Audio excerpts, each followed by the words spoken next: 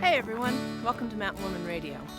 This is episode number 207, and I am your host, Tammy Trayer. For those of you that are not familiar with Mountain Woman Radio or myself, my family and I live 100% off-grid in northern Idaho, and we educate on our traditional faith-led lifestyle and enjoy helping others. And you can find us doing so at TrayerWilderness.com. Today I am out and about. We have sunshine. About 3 weeks ago we got 36 inches of snow, and since then it has just been dumping buckets, just raining, and it was balmy, in the 40s and 50s, and just absolutely nasty. And the last couple days we've got glimpses of sunshine, and I am just so thankful. You hear me say it all the time, I am just as solar powered as my house, and I love getting out, as do my furry children, who you will see throughout the podcast. For those of you that are listening on a podcast app, I am also recording these and videoing these and sharing them on our YouTube channel. So if you'd like to see the scenery that I am walking through, you have the opportunity to do so this year. Just something a little new I've tried, and it's just amazing. This is one of my favorite things to do, is just to be out in the wilderness. I just feel so loved, so nurtured. It's just a great feeling, really great feeling. I just feel my total, complete self when I am out in the elements, out in the wilds. So today's topic is a common term we use. It is what it is. That is a common term we use here on our homestead. And the reason we use that is because, sometimes it is just that. It is what it is. You can't change it. You can't alter it. You couldn't have done anything different to change the outcome. Things just happen. And one thing that I have learned over the last 4 years, specifically, is that so many of us waste all our time thinking about and trying to alter things that we can't change. How many of you are guilty of that? I used to be. I greatly used to be. And over these last 4 years, God has really nurtured me and removed all fear and all worry. They aren't part of my makeup anymore. And I was on a progressive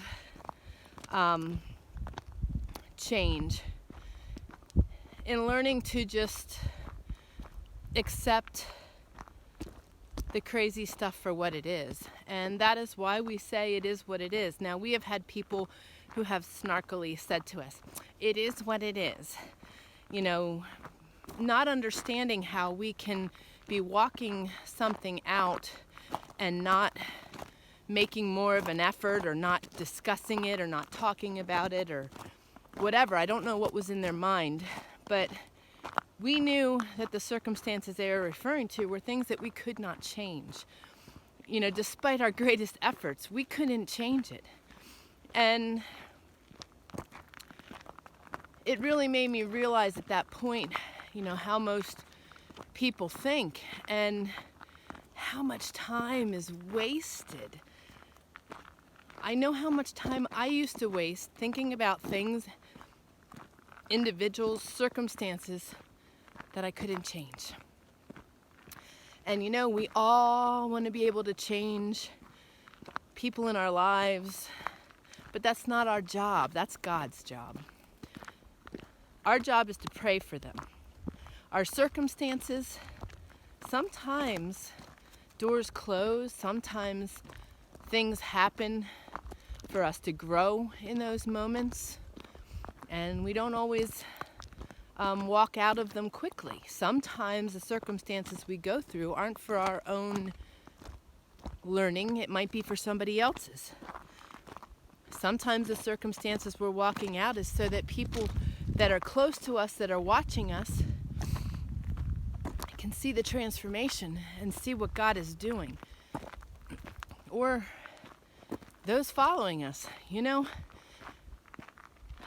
You never know. You never know what your circumstances could and are doing for yourself, for somebody else. You know, when you look back on things, and I always say, you know, don't live in the past.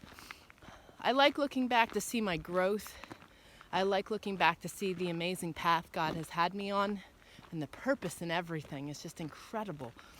But we need to learn to rest where we are sometimes, and that was one of the things that I was gifted very early on with my illness, was that I didn't like being flat on my back.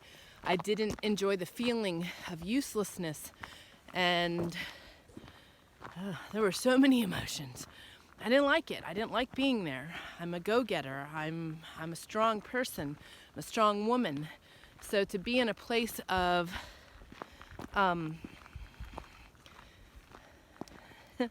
vulnerability where God had me, you know, God used me right where I was, and I needed to learn to accept that. And that was something that just came to me one morning through my devotions, was that God had me right where He wanted me to be.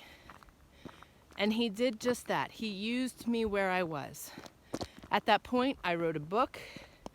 I continued my podcast as best I could. And I shared my journey with people. And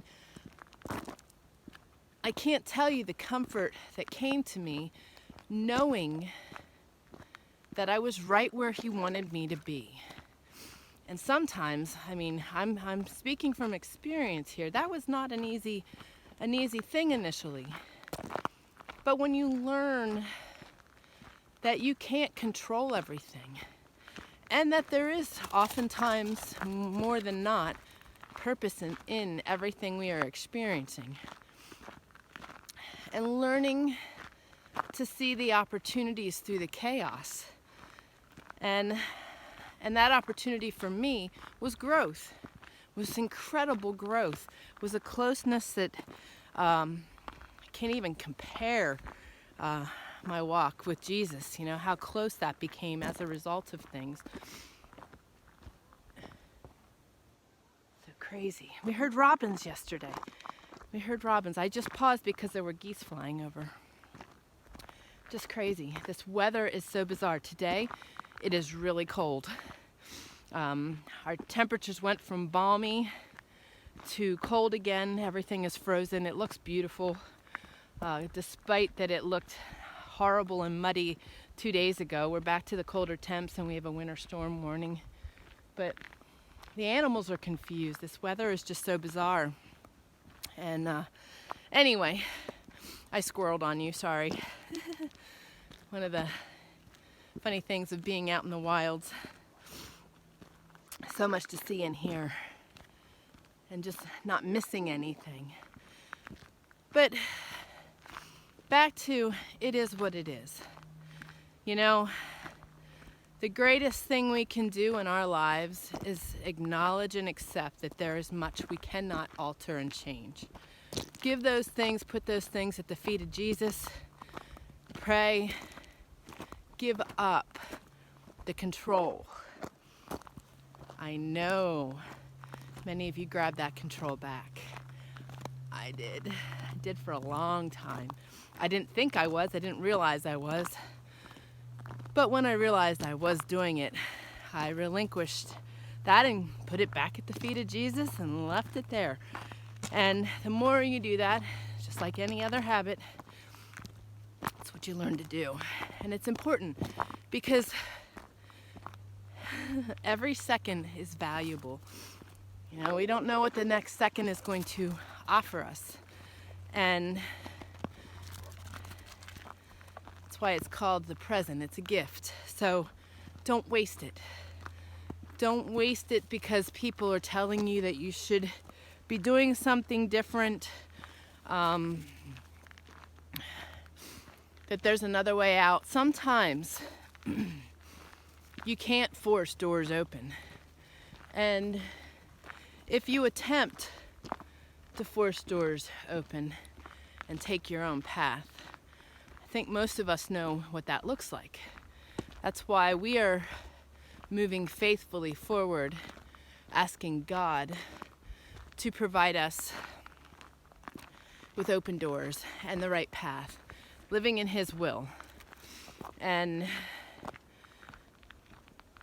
when you finally realize that you are just in that place and you need to accept it, or in that circumstance, focus on the good things in your life. Focus on what you can change. You know, so many people are focused on what they can't change. They're actually not changing the things they can and dealing with the things they can. You know, so when you're caught up in a financial struggle, for example, you know, if you sit there and woe is me and struggle with that every day, every second of every day, you're missing out and neglecting those closest to you. My mountain man, my mountain boy would have been examples of that. I wasn't about to do that.